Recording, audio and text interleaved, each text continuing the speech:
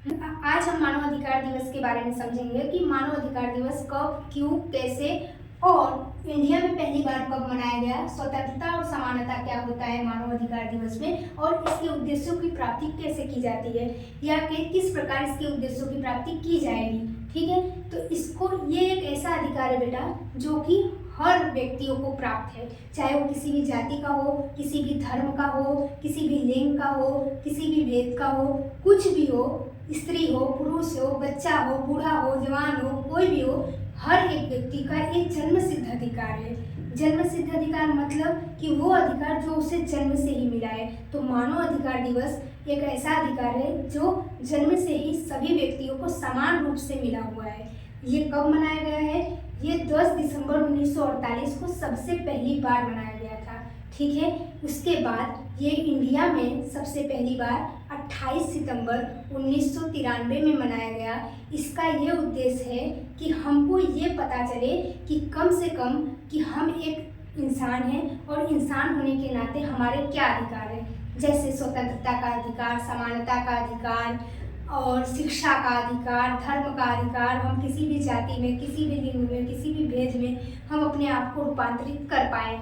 इन सारे चीज़ के अधिकारों को संरक्षण देने के लिए यूएनओ एक संस्था है जिसने मानव अधिकार दिवस को विश्व भर में परिचालित किया, विश्व भर को बताया।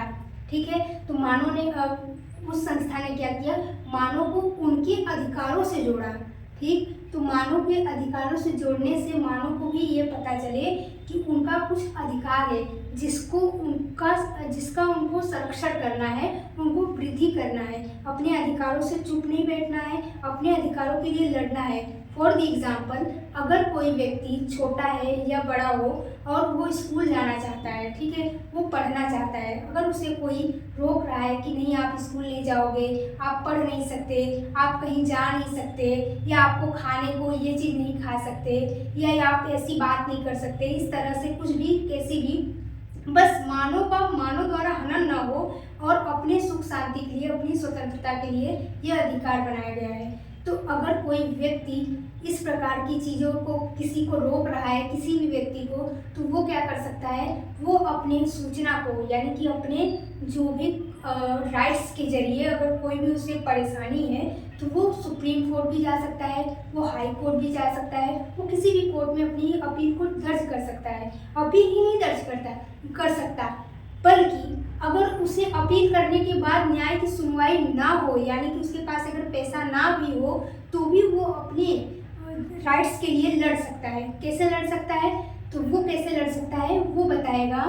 किसी भी न्यायालय में जब वो जाएगा तो उसके पास अगर पैसा नहीं है तो सरकार यानी कि कोर्ट उसको खुद एक नया वकील देगा जो उसकी तरफ से इस अधिकार के लिए लड़े। ठीक है, तो इस अधिकार के लिए लड़े और उसे इस अधिकार से रक्षा प्रदान करे। इसका उद्देश्य यह है कि व्यक्ति यानी कि मानव के जीवन को सार्थक बनाना, कि व्यक्ति को जो जीवन मिला है उसे हम फालतू में किसी को टोक के अपने ही कंसाइज वे में ना रखें, बल्कि उसको उसके हिसाब से जीने की आज़ादी दे।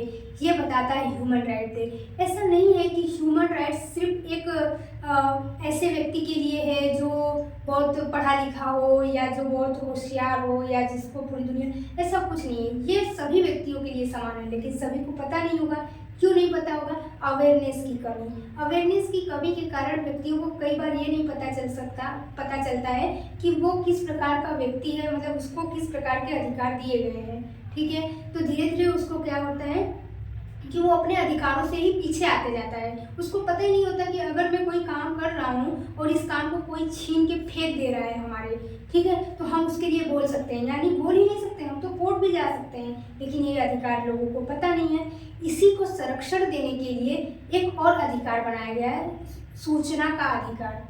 एक और अधिकार बनाया गया है जिसको हम बोलते हैं सूचना का अधिकार। यानी कि सूचना का अधिकार हमें ये बताता है कि जिस भी व्यक्ति को ये सारे अधिकार पूरे नहीं हो रहे हैं, उसे खाने को नहीं मिल रहा है, उसे घूमने को नहीं मिल रहा है, या उसको पढ़ने लिखने नहीं दिया जा रहा है, या उसको धार्मिक स्वतंत्रता नहीं है, इस प्रकार के कोई भी कुरीति यानी कोई भी बंधन को अगर कोई भी व्यक्ति उसको बांध के रखना चाह रहा है इस प्रकार के बंधन में, तो वो अपने बंधन को आज़ाद कर सकता है। वो इस बारे में बात कर सकता है। किससे बात कर सकता है, यानी कहाँ पे ये शिकायत कर सकता है? तो सबसे पहले ये सुप्रीम कोर्ट, हाई कोर्ट या कोई भी कोर्ट में जा सकता है। उसके साथ साथ ये एक सूचना का अधिकार है जिसको बोलते हैं RTI एक्ट 2005 में इसको क्या किया गया था कि इस राइट्स को लाया गया था। और ये इसलिए लाया गया है ताकि जो व्यक्ति अपने अधिकारों के लिए रक्षा नहीं कर पा रहे हैं, लड़ नहीं पा रहे हैं, उनके अधिकारों का हनन हो रहा है, तो वो अपने अधिकारों को इसमें बोल सकें। ठीक है, इसलिए ये राइट्स आया, ये सूचना का अधिकार जीवन में आया।